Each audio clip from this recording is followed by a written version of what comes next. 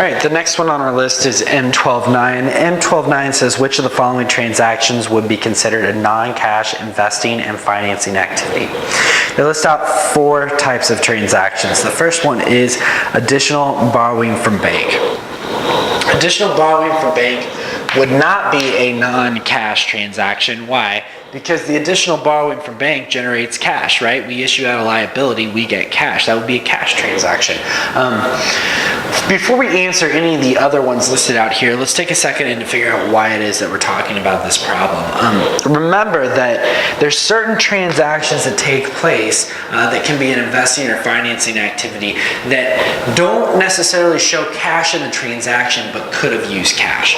Those types of transactions have to be disclosed in supplemental information to the statement of cash flows. What's an example of that? Well, a good example would be if we debited equipment and credited a note payable, right? Technically, this journal entry right here, it doesn't have any cash. But if we analyze the substance behind it, it could have had cash, right?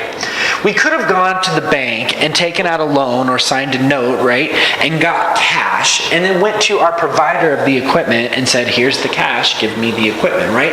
And could have done this in 2 journal entries. We've skipped that step and essentially just signed a note for the piece of equipment, right?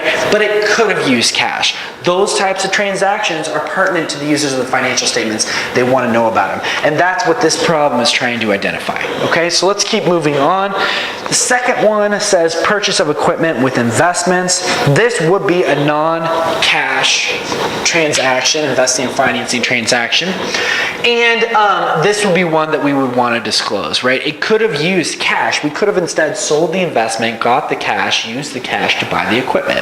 We skipped a step and moved through, but that's why we're identifying these types of transactions. Next one is dividends paid in cash. Dividends paid in cash, that is not a non-cash activity, that is a cash activity. They're paying dividends in cash. And then the last one is purchase of a building with promissory note. Yes, this is very similar to the journal entry that I just wrote up here, okay?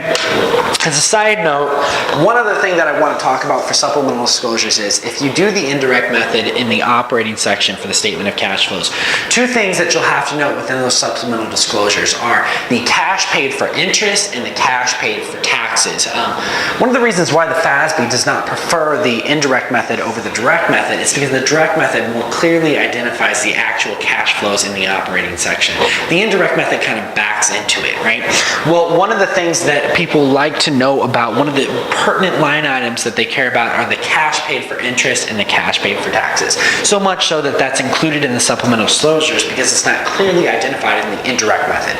In the direct method, it is identified out. Therefore, it's not required in the supplemental disclosures, but for the indirect method, it is. Okay? If you have any questions for M12-9, please feel free to let me know.